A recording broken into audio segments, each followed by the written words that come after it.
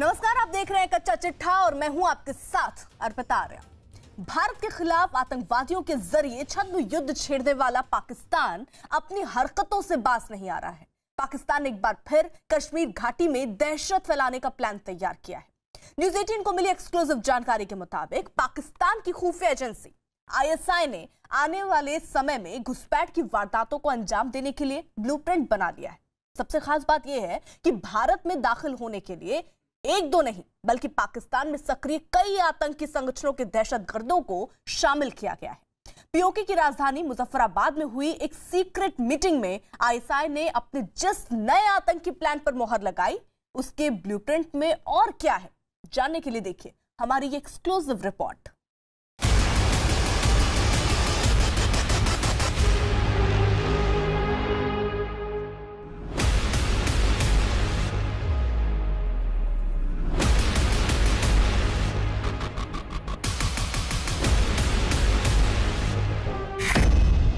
Border के उस पार आतंकी घुसपैठ को तैयार।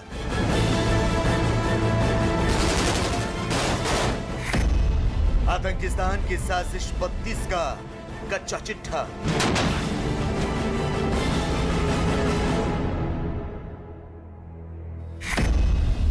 पीओके में सीक्रेट मीटिंग के बाद आतंकियों की ट्रेनिंग।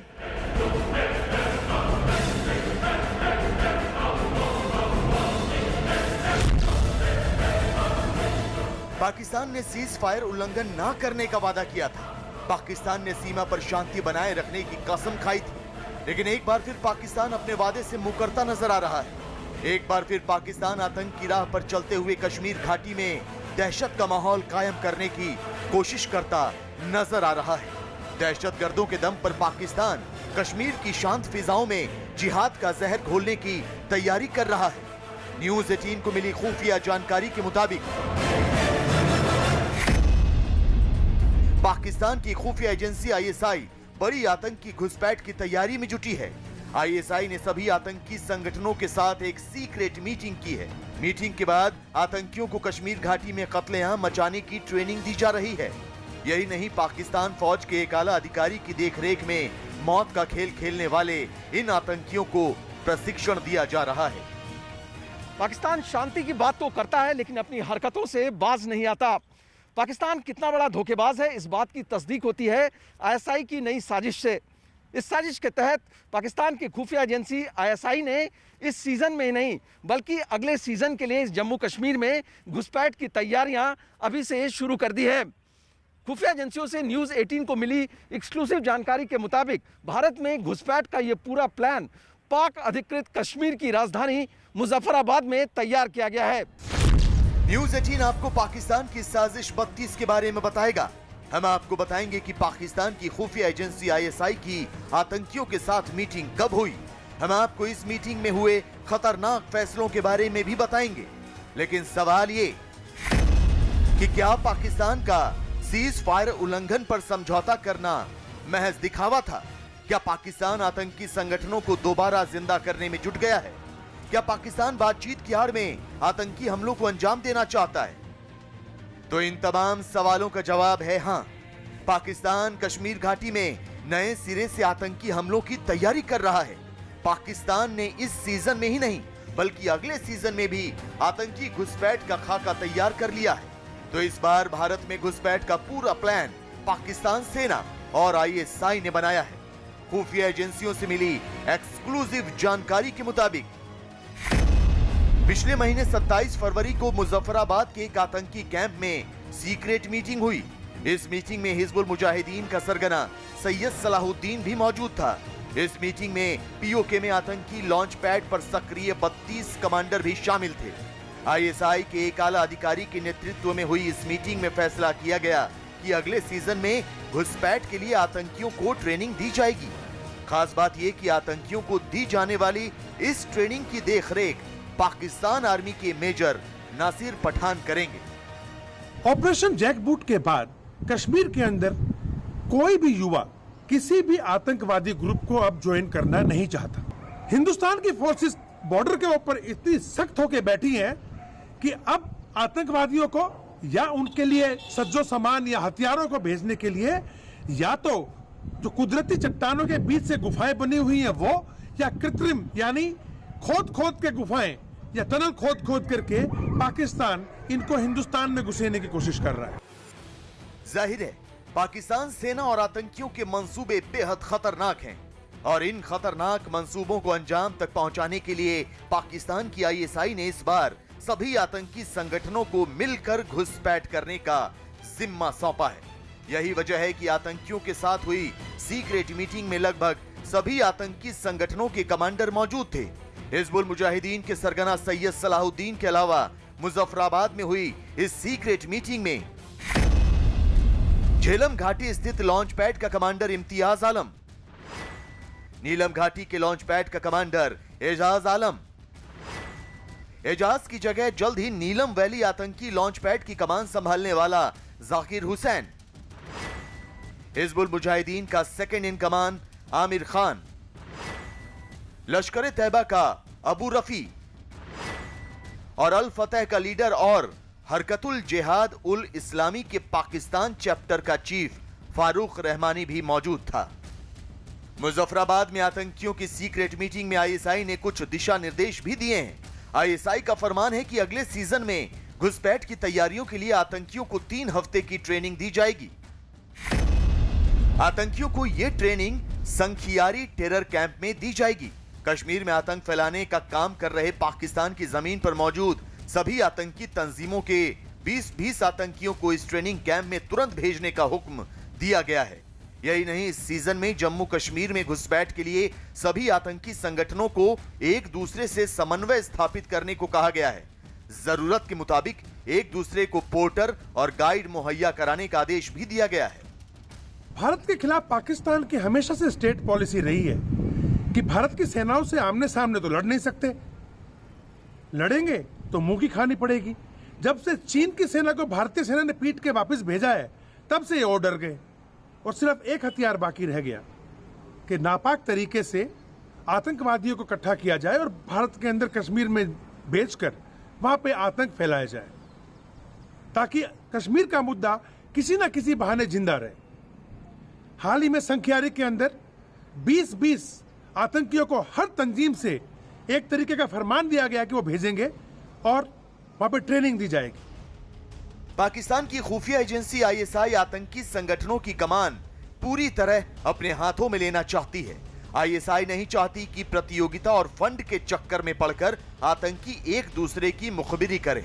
लिहाजा इस बार भारत में घुसपैठ के लिए आईएसआई ने सभी आतंकी संगठनों को शामिल किया है। खुफिया एजेंसियों से मिली जानकारी के मुताबिक आतंकियों की एक टोली में लगभग तमाम आतंकी संगठनों के दहशतगर्द शामिल रहेंगे, जिससे उनमें टकराव भी नहीं होगा और मिलकर काम करने का तरीका सीखने में मदद मिलेगी। खुफिया सूत्रों से मिली जानकारी के मुताबिक फिलहाल इस सीजन में घुसपैठ के लिए लॉन्च पैड और उसके आसपास के इलाकों में आतंकी, उनके गाइड्स और पोर्टर्स की हरकतें तेज हो गई हैं। ये लोग घुसपैठ के लिए लगातार रेकी करते हुए नजर आने लगे हैं। घुसपैठ के लिए जरूरी राशन, साजो सामान, हथियार और गोला बारूद पर्याप्त मात्रा में लॉन्च पैड पर जमा कर लिया गया है। आईएसआई ने भारत में आतंकियों की घुसपैठ का खाका तैयार करने के साथ यह भी तय कर लिया है कि कोई भी आतंकी हथियार नहीं खरीद पाएगा। सिर्फ टॉप आतंकी कमांडर या आईएसआई ही आतंकियों को हथियार मुहैया कराएगी। यही नहीं, आईएसआई ने एक खातून प्लान भी तैयार किया है, जिसके मुताबिक जम्मू कश्मीर में सरेंडर करने वाले किसी भी आतंकी की पत्नी को टॉप आतंकी कमांडर की तरफ से कोई मदद नहीं मिलेगी। अगर इन सरेंडर करने वाले आतंकियों की पाकिस्तानी पत्नियों को भारतीय नागरिकता नहीं मिली है और वो पाकिस्तान लौटना चाहती हैं, तो भी उन्हें कोई मदद नहीं दी जाएगी। जो बचे कुछ आतंकवादी हैं कश्मीर के अंदर, उनको एक खबर हो चुकी है कि अगर सरेंडर नहीं किया तो जिंदा नहीं बचोगे, इसलिए फटाफट एक के बाद एक सरेंडर होना शुरू हो गया। यह बात पाकिस्तान को तो गमाना होनी नहीं थी, इसलिए पाकिस्तान ने एक फरमान जारी कर दिया कि ऐसे आतंकवादी जिन्होंने भारतीय सेना के सामने आके सरेंडर किया है, उनकी पत्नियों को पाकिस्तान में वापस नहीं आने दिया जाएगा, और या फिर उनकी पत्नियों को जो सहूलियतें पहले दी जाती थी उनके मरने के बाद, आतंकवादियों के मरने के बाद, ऐसी सहूलियत भी उनकी पत्नियों को नहीं दी जाएगी। भारत सरकार ने राज्यसभा में माना है कि पीओके में अब भी कई ट्रेनिंग कैंप हैं और वहां से आतंकी भारत में दाखिल होने का प्लान बना रहे हैं। यही नहीं, जम्मू कश्मीर पुलिस ने भी स्वीकार किया है कि आतंकियों की घुसपैठ पूरी तरह बंद नहीं हुई है।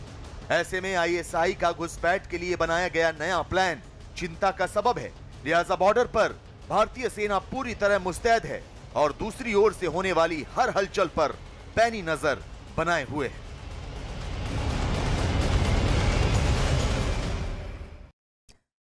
पीओके में जनरल बाजवा और इमरान खान की शय पर आतंकी संगठनों का गठबंधन हो रहा है, तो उसके पीछे है पाकिस्तान का डर।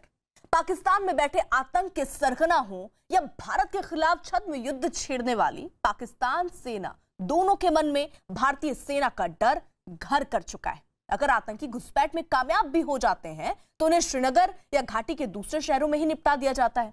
सेना और जम्मू कश्मीर पुलिस ने मंगलवार को ही आतंकी संगठन अल बद्र के घाटी के कमांडर को ढेर कर दिया था।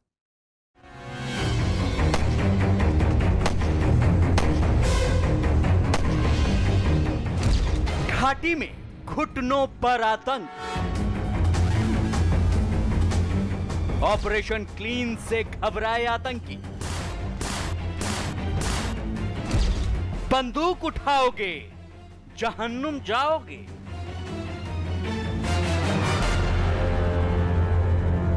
सोपुर पुलिस गई मौके पर, जो ही कॉर्डर लगाने का प्रयास किया गया, अंदर से फायर आया, इनकाउंटर शुरू हो गया। बाद में आर्मी सीआरपी ज्वाइन कर लिया ऑपरेशन को और इनकाउंटर के दौरान गन्नी ख्वाजा मारे गए। कश्मीर का विशेष दर्जा खत्म किए जाने के बाद पाकिस्तान ने लाख जतन किए कि घाटी में शांति बहाली को किसी तरह रोका जाए। घाटी की अमन पसंद जनता को धमकाया गया, आतंकी गतिविधियों को बढ़ाया गया, लेकिन इमरान खान और उनके फौजी जनरल बाजवा की एक भी कोशिश कामयाब नहीं हुई।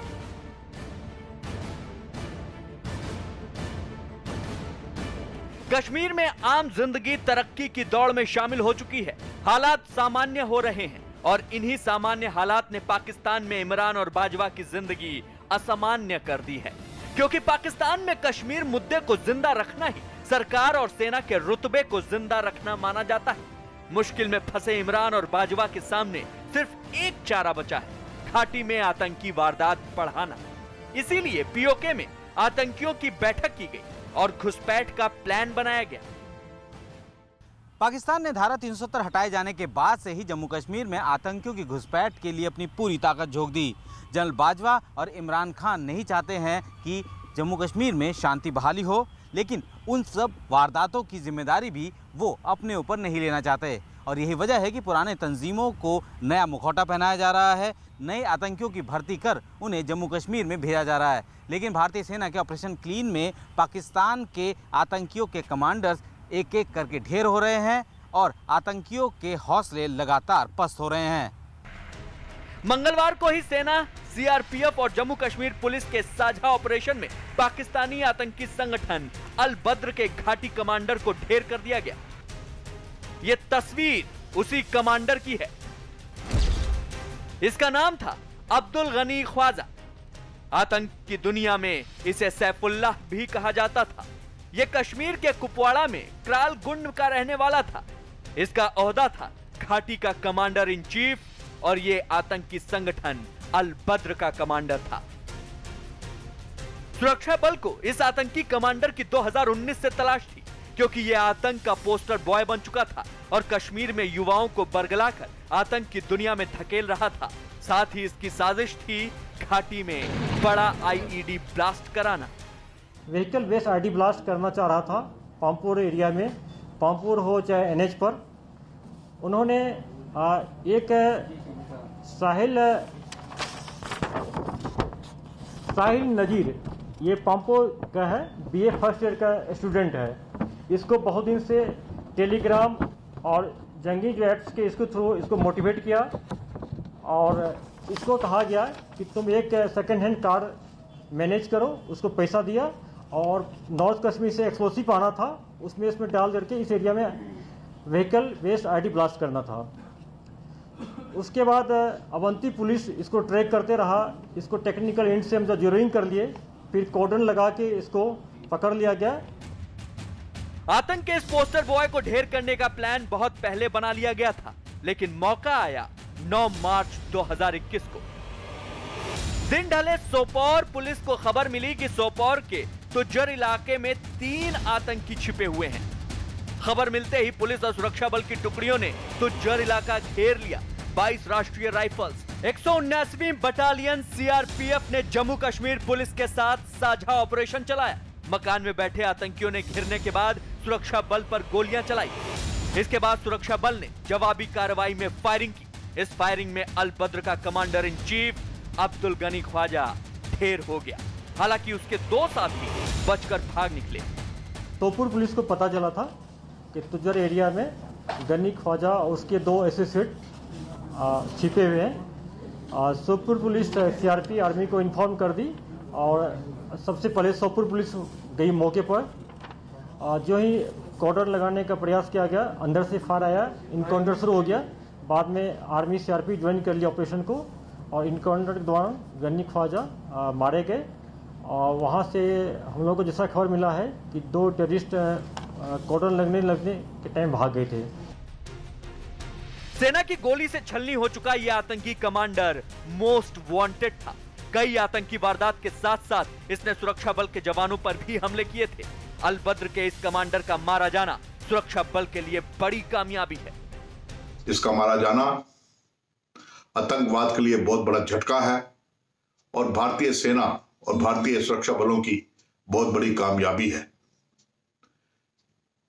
ख्वाजा गनी के मरने के बाद खासकर नॉर्थ कश्मीर के अंदर आतंकवाद की घटनाओं पर लगाम लगेगी और वहां पर जो आतंकवाद को फैलाने की कोशिश की जा रही थी, खासकर अल बद्र के जरिए, उसको भी लगाम लगेगी। अब्दुल गनी ख्वाजा बीते 20 साल से आतंक की दुनिया से जुड़ा था। सन 2000 में गनी पाकिस्तान में आतंक की ट्रेनिंग लेने गया था। 2002 में वो वापस लौटकर कश्मीर आया और 5 साल तक आतंकी गतिविधियों से जुड़ा रहा। 2007 में वो जम्मू कश्मीर पुलिस के हत्थे चढ़ गया। 2008 में वो जेल से बाहर आया और निकलते ही आतंक की स्लीपर सेल से जुड़ गया। 2018 तक वो स्लीपर सेल के साथ रहा और इसी साल आतंकी संगठन हिजबुल मुजाहिदीन के साथ जुड़ गया। इसके बाद 1 जून 2019 को पाकिस्तान में बैठे आतंकी सरगनाओं ने उसे अल बद्र का कमांडर इन चीफ घोषित कर दिया। इसके ऊपर नए लड़कों को भर्ती करने की जिम्मेदारी थी। किसान के इशारे पर अल बद्र को फिर से एक्टिवेट किया गया और बहुत सारे टेररिस्ट रैंक में नए लड़कों को भर्ती किया। साउथ कश्मीर खुद जाके ये शोपियान पुलवामा डिस्ट्रिक्ट में अल बद्र को एक्टिवेट किया। जितने भी नए लड़के टेररिस्ट मारे गए अल बद्र का, इसी के थ्रू रिक्रूट हुआ है। और उसके अलावा दूसरा इसका काम होता था कि जो पाकिस्तान से नया ग्रुप आता था उसको हंदवाड़ा कुपवाड़ा एरिया में रिसीव करता था और उसको नॉर्थ कश्मीर साउथ कश्मीर में फर्दर प्लेस पर लोकेट करते थे। यह पुलिस सिक्योरिटी फोर्स दोनों के लिए बहुत बड़ी कामयाबी है। अल बद्र संगठन को खड़ा करने के पीछे पाकिस्तान की बदनाम खुफिया एजेंसी ISI ही है। इस संगठन को पाकिस्तान ने इसलिए बनाया था ताकि उसके ऊपर कश्मीर घाटी में आतंक फैलाने का इल्जाम न लगे। इसके तहत जम्मू कश्मीर में आतंक का मुखौटा बदलने की साजिश रची गई। अब पाकिस्तान ने घाटी में अल बद्र को प्रमुख आतंकी संगठन बना दिया है। इस तरह घाटी में अब अल बद्र ने जैश की जगह ले ली है। पाकिस्तान सेना, जैश और लश्कर के फरमान पर ही आतंकी अल बद्र से जुड़े। पाकिस्तान ने यह साजिश FATF के शिकंजे से बचने के लिए रची थी। अल बद्र और कई ऐसे गुट खड़े किए हैं जिनका अस्तित्व तो ज्यादा नहीं है, लेकिन कोशिश ये रहती है कि अब इनका नाम उजागर किया जाए, इनको आगे किया जाए, ताकि दुनिया को यह लगे कि पाकिस्तान अब आतंकवाद का सहारा नहीं दे रहा है। ISI की इस बदी कोशिश को दुनिया पहचान गई है और इसीलिए ISI की ये कार्रवाई भी नाकाम रही है और FATF ने पाकिस्तान को ग्रे लिस्ट में रखा है और जल्द ही ब्लैक लिस्ट में करने की चेतावनी भी दी है। बीते 2-3 साल के भीतर पाकिस्तान घाटी के अंदर अल बद्र सहित TRF यानी द रेजिस्टेंट फ्रंट जैसे नए आतंकी संगठन खड़े कर चुका है और इनके जरिए कश्मीर के आतंकवाद को लोकल शक्ल देने की चाल चल रहा है। लेकिन असल में इन सब के पीछे पाकिस्तान से चलने वाले हिज्ब और लश्कर जैसे ही आतंकी संगठन हैं। पाकिस्तान की तरफ से घाटी के अंदर आतंकवाद को जो नया जामा पहनाने की कोशिश की जा रही थी, अल बदर उसका एक हिस्सा है। 5 अगस्त 2019 के बाद बदलते हालात को देखकर पाकिस्तान और पाकिस्तान के ISI ने फैसला किया कि जम्मू कश्मीर के अंदर आतंकवाद को एक इंडिजिनस लुक दी जाए। वो इस प्रकार प्रस्तुत की जाए कि ये वहां के लोगों की ही एक रेजिस्टेंस मूवमेंट है जो कि सरकार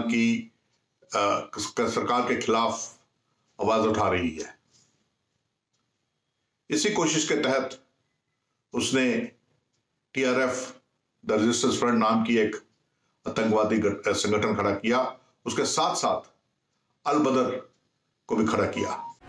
पाकिस्तान बार बार साजिशों के दांव चलकर आतंक को नई चाल और चरित्र देने की कोशिश कर रहा है, लेकिन घाटी के शूरवीर लगातार उसके आतंकियों की छाती में बारूद भरकर उसके मंसूबों को नाकाम कर रहे हैं।